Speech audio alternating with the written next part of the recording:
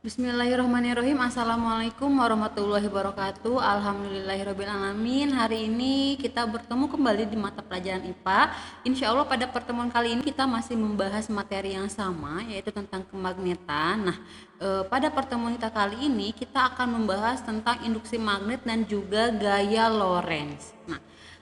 Adapun kompetensi dasar dari pertemuan kita kali ini adalah menerapkan konsep kemagnetan, induksi elektromagnetik, dan pemanfaatan medan magnet dalam kehidupan sehari-hari, termasuk pergerakan atau navigasi hewan untuk mencari makanan dan juga migrasi. Adapun tujuan pembelajarannya diharapkan Ananda mampu mengetahui induksi magnet berdasarkan percobaan Ørsted dan juga mengetahui gaya Lorentz beserta contoh soalnya.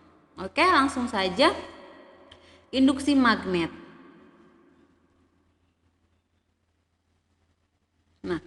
Hans Christian Ørsted pada tahun 1770 sampai 1851 menemukan hubungan antara listrik dan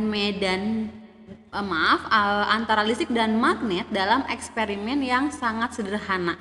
Di mana Ørsted ini menemukan bahwa di sekitar kawat berarus listrik, magnet pada jarum ini magnet pada jarum kompas ini akan bergerak atau melakukan sebuah penyimpangan, ya.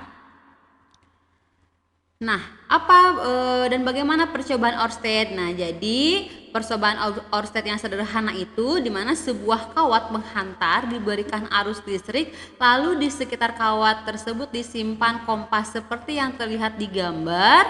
Itu ada sebuah kawat yang dialiri, yang diberi arus dan disimpan pada kawat tersebut sebuah kompas, ya. Jadi di mana ketika si kawat ini diberikan arus, maka si kompas ini dia akan bergerak. Jadi hasil percobaan pada percobaan Ørsted ini, jika kawat listrik ini diberi arus, ya, maka akan timbul sebuah medan magnet nih. Medan magnet ini dibuktikan dengan terlihatnya jarum kompas yang menyimpang atau yang bergerak. Peristiwa ini yang disebut dengan induksi magnet. Oke. Kemudian, pada percobaan Ørsted juga, arah penyimpangan dari jarum kompas ini ternyata bergantung nih, arah arusnya ini bergantung, arah penyimpangan jarum kompasnya ini bergantung pada arah arus listrik yang mengalir dalam kawat. Ya, jika kawat tidak dialiri arus listrik, bagaimana gitu? Apakah si kompas ini akan tetap bergerak? Tidak, ya. Jadi ketika si kawat ini tidak dialiri arus listrik, maka tidak akan ada medan magnet yang terjadi, sehingga si jarum kompas juga akan tetap diam dan dia itu tidak bereaksi. Gitu. Penyimpangan magnet jarum kompas ini akan makin besar jika kuat arus listrik yang diberikannya juga dia diperbesar, ya. Jadi semakin besar penyimpangannya, maka semakin besar juga arus listrik yang diberikan kepada kawat, gitu, ya. Kemudian kita akan membahas tentang medan magnet di sekitar kawat lurus.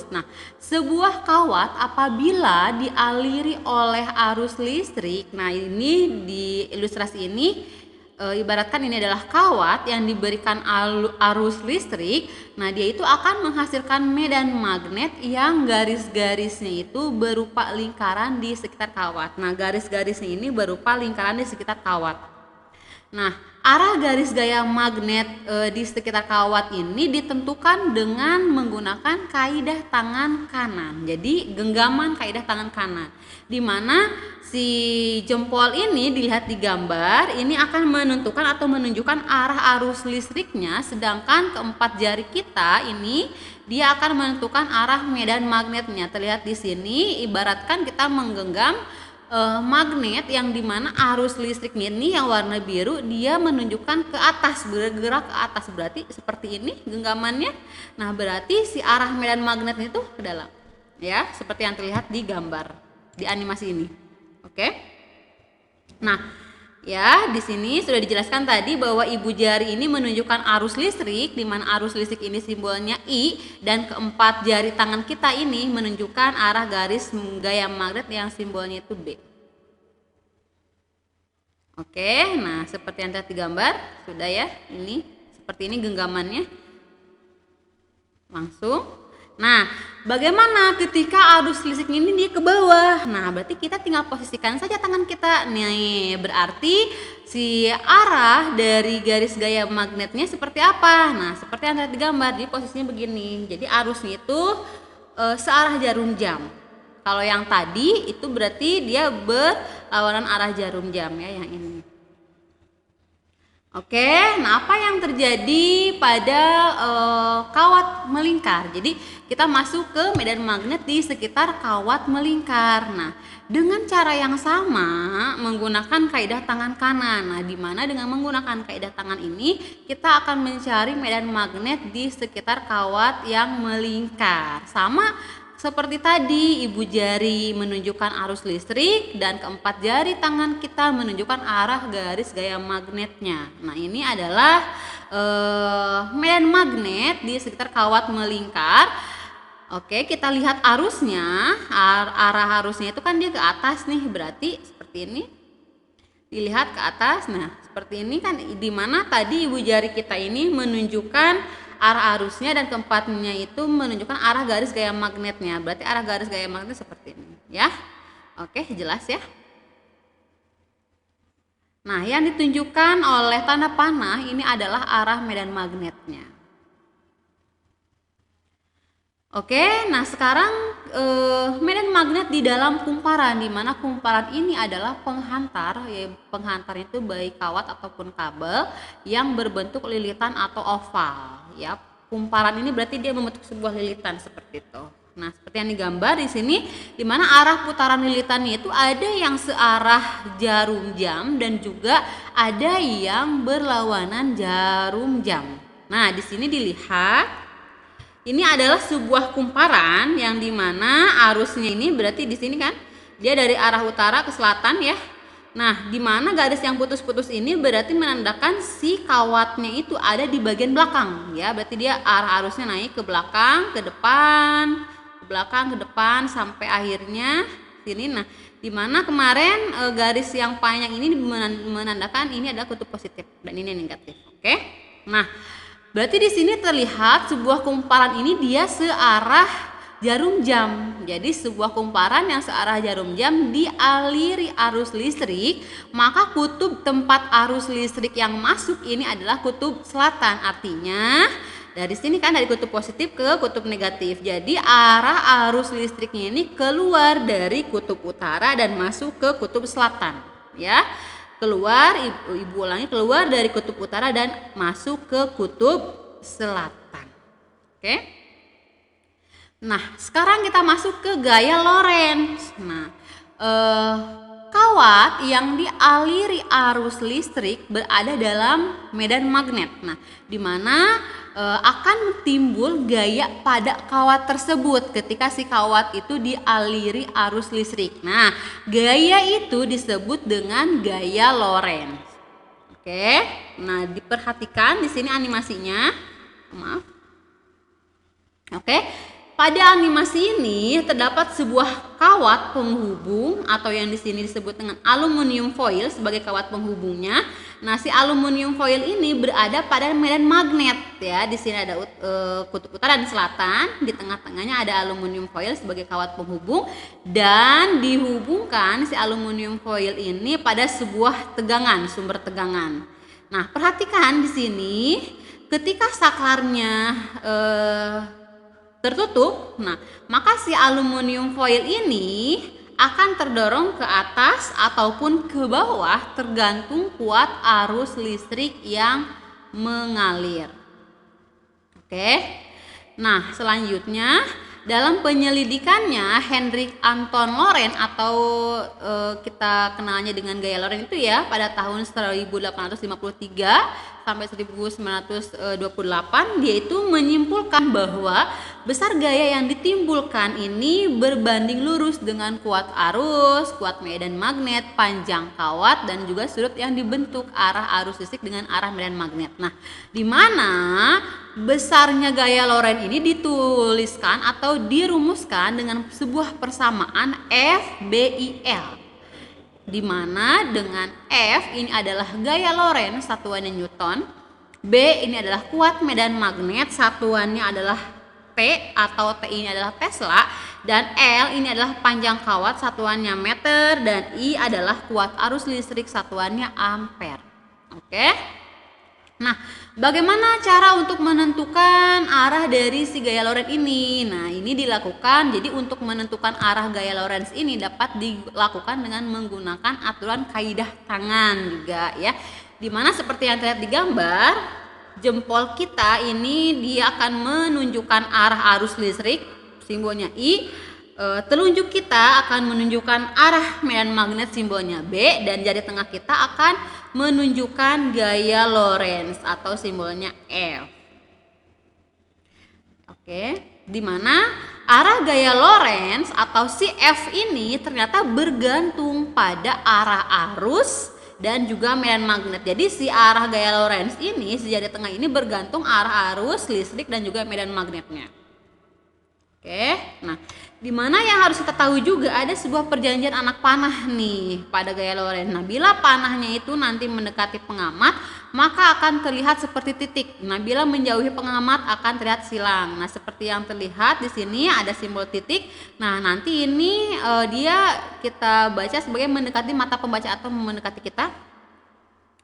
Kemudian kalau silang X, nah berarti dia ini tandanya menjauhi mata pembaca atau pengamat ya.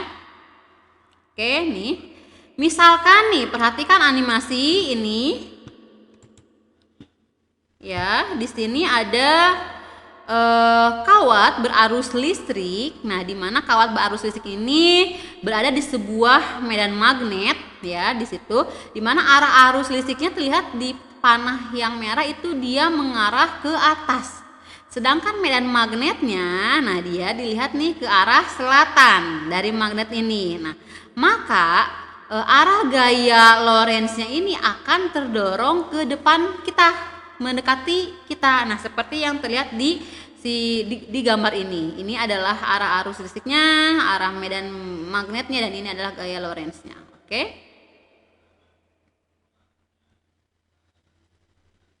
Nah, sekarang kita akan menentukan arah gaya Lorentz-nya. Nah, jika atau kita misalkan si ibu jari ini, arah arus ini dia ada pada sumbu Y. Nih, ini adalah misal nih, arah sumbu Y ini adalah arus listriknya. Nah, kemudian si medan magnetnya ini disimbolkan dengan atau ada pada sumbu negatif X.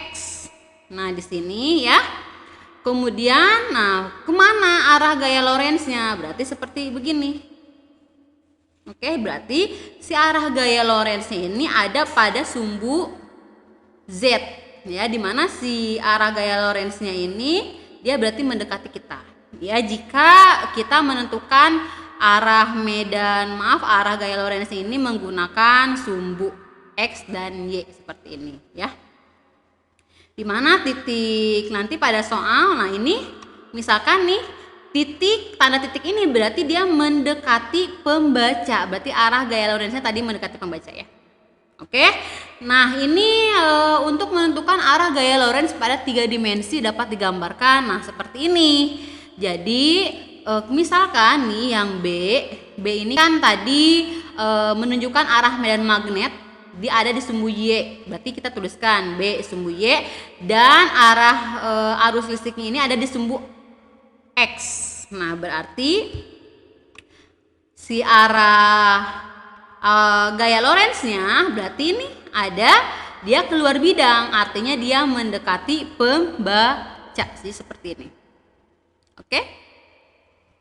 Nah, sekarang ketika arah arusnya dia ada di sumbu X ini, kemudian arah medan magnetnya ada di sumbu B, di sumbu Y seperti ini kita tuliskan. Kemudian kemana nih arah dari gaya Lorentz-nya? Berarti I, B, nah berarti seperti ini. Berarti dia itu akan masuk ke dalam bidang, artinya dia menjauhi pembaca. Ingat, di mana si jempol kita ini menunjukkan arah arus listrik, si telunjuk kita ini menunjukkan medan magnetnya, dan si jari tengah kita ini menunjukkan arah gaya Lorentz-nya. Berarti ketika yang kuning ini ke kiri, berarti ini medan magnetnya seperti ini, berarti ini menjauhi pembaca seperti ini kurang lebihnya ya. Oke, kita masuk ke dalam contoh soal yang pertama nih. Jika kuat arus ada pada sumbu X, nah medan magnet ini ada pada sumbu Z, dan kemanakah gaya Lorentz arahnya gitu. Nah ya, berarti di sini ketahui kuat arus ini ada pada sumbu X. Nah seperti ini, sumbu X. Medan magnetnya ada pada sumbu ada pada sumbu Z, dan gaya Lorentz-nya ada di mana? Nah, kita menggunakan kaidah tangan kanan. Nah, seperti ini ya, di mana tadi si kuat arusnya ini ada pada sumbu X. Kemudian medan magnetnya ada pada sumbu Z. Nah, berarti si F ini gaya Lorentz-nya dia ada mendekati kita pembaca ya. Ada di sumbu Y. Oke. Contoh soal selanjutnya. Nah, ini misalkan ada sebuah kawat penghantar, dia ada di antara dua medan magnet. Nah, kemanakah arah gaya Lorentz-nya? Maka kita tuliskan nih. Maaf. Nah, di mana? Di sini ingat ya, kalau ada soal seperti ini, kita harus menggunakan kaidah tangan kanan, di mana medan magnet ini selalu menuju ke arah selatan ya. Dimana kan medan magnet ini keluar dari kutub utara dan masuk ke kutub selatan, jadi dia selalu mengarah ke selatan. Oke, pertama nih kita tuliskan saja. Kalau seperti ini kita buat bulat, tuliskan nih, karena medan magnet ini selalu ke selatan. Pertama berarti B nya ini adalah ke sini, ke kanan. Kemudian I-nya berarti kita pakai tanda silang. Kenapa? Karena dia menjauhi pengamat. Oke. Sedangkan F-nya berarti dia menuju ke bawah. Oke. Nah, contoh selanjutnya, sebuah kawat tembaga sepanjang 10 meter ini dialiri arus listrik sebesar 5 mA. Jika kawat tembaga tersebut tegak lurus berada dalam medan magnet sebesar 8 Tesla, berapakah gaya Lorentz yang ditimbul? Katanya. Berarti di sini kita tuliskan dulu nih apa yang diketahuinya. Pertama, panjang kawatnya itu 10 meter, kemudian ada arus listriknya I yaitu miliampere, kita rubah menjadi ampere. Oke, dari 5 mA sama dengan 0,005 ampere. Kemudian berada dalam medan magnet sebesar 8 Tesla. Berarti medan magnet itu simbolnya B, 8T. B-nya itu medan magnet sebesar 8T. Yang ditanyakan adalah gaya Lorentz. Berarti kita tinggal masukkan saja rumus dari gaya Lorentz ini adalah F sama dengan B kali I kali L. Sehingga dihasilkanlah gaya Lorentz yang timbul ini sebesar 0,4 Newton. Oke, seperti itu ya. Mudah-mudahan dapat difahami. Nah, nanti apa yang kurang difahaminya kita bahas lebih lanjut di conference. Terima kasih atas perhatiannya. Wabillahi taufiq wal hidayah. Wassalamualaikum warahmatullahi wabarakatuh.